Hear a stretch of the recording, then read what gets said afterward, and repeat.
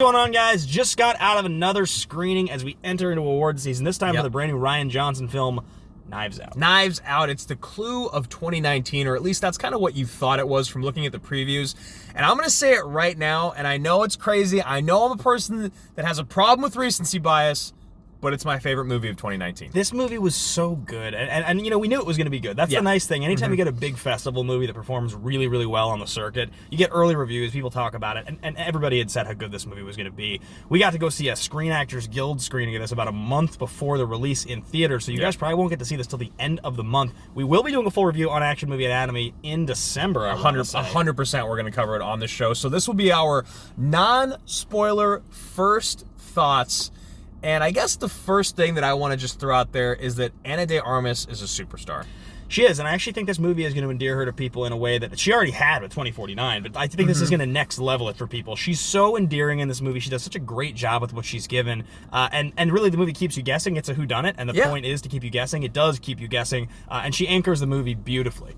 Yeah, it really feels like it is her and Daniel Craig's movie. Now, obviously, the ensemble cast, I love Jamie Lee Curtis. I think that Don Johnson does a great job. He's one of my absolute favorites in this movie. He's amazing. And I just watched Tin Cup with Costner, and he's such a fuckhead in that movie that I loved this. Yeah. Everyone's just so perfectly well cast. Like, the casting director of this just hit every nail right on the head. I mean, Evans is he's good. He's exactly what you want. I said to you as we were on the way out, I was like, man, I mean, he was a little boring, but he was great. And you were like, yeah, he's not Captain America in this movie. And if he is more than that, then he's just trying to be, and he needs to not be. He needs to just be a regular ass dude. Another role player in a movie, which is what everyone in this movie did. I don't want to overhype it, but I haven't seen a whodunit like that made me feel that way. It made me feel like a kid watching a movie again. Now, I saw Murder on the Orient Express in 2017. I liked it a good amount. I'm a big fan of Clue, but like, it's been a long time since I've seen a whodunit that actually like blew my mind and had me guessing till the very last reveal. Yeah, the first frame of the movie, and I have to think this will be in every screening, is Rian Johnson literally doing the Russo effect of, guys, this is a whodunit. I need you to keep a lid on it. I want people to enjoy this movie. Do not give away the whodunit. Don't do it. Enjoy the movie. Yeah.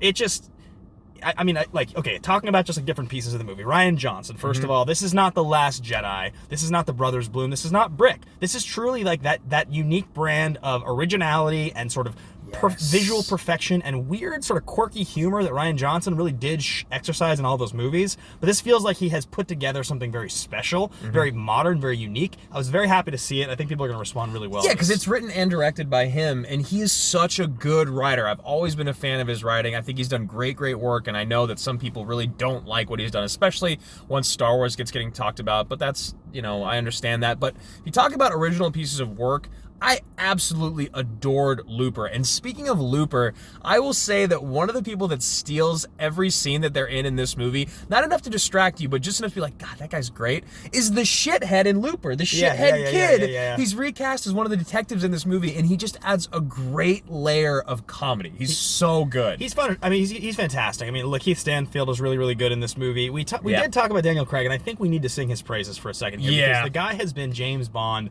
since 2006 or something like that. I mean, he's making a 5th James Bond movie. We're going to see the final Bond film, and he's getting up there a little bit. He really is. But he goes for it with a little bit of like a Kentucky Fried Chicken accent, and you don't know quite at the beginning of the movie it's going to work. He's so quirky and weird, and he's just fantastic. So many laughs.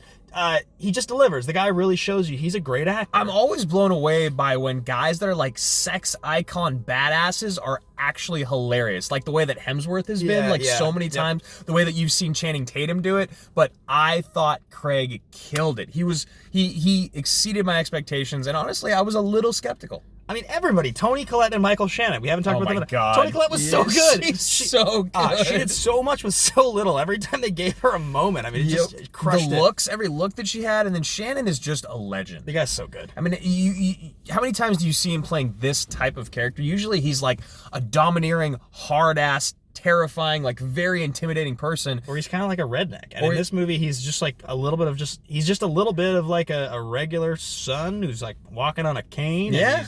And he's kind of weak.